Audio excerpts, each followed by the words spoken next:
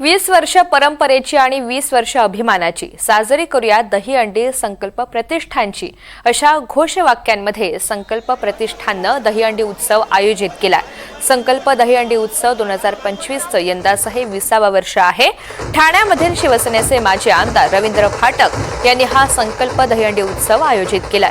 त्याचबरोबर जागतिक विश्वविक्रम मोडणाऱ्या गोविंदा पथकाला रोख 21 लाखांचं पारितोषिक देण्यात येणार आहे।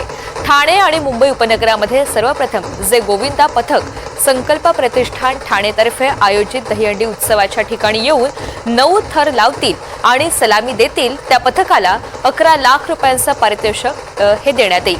तसंच 9 थर लावणाऱ्या पथकाला सुद्धा लाखोंची बक्षिसं देण्यात येणार आहेत। या भव्य दिव्य दहीहंडी कार्यक्रमामध्ये एकूण 3 हंड्यांचा थर आपल्याला पाहता येणार आहे।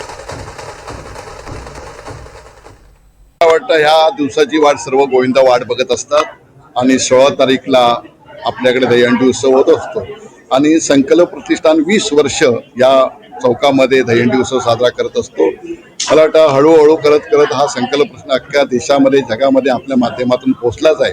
पण मी खास करून सर्व गोविंदांचं मनापासून अभिनंदन करेल की मला वाटतं दरवर्षी गोविंदा 250 ते 300 लोक या मंडळाला भेट देत असतात आणि गेल्या वर्षी आपण दरवर्षी विक्रम तर करत असतात, 9 थर तर लागतच असतात आणि या माध्यमातून सरकारने पण या खेळाला शासकीय दर्जा दिल्यामुळे मोठ्या परिस्थितीमध्ये लोक या गोविंदामध्ये सहभागी होत असतात आणि चांगले गोविंदा या टायमाला बघायला मिळण्याची इच्छा आहे।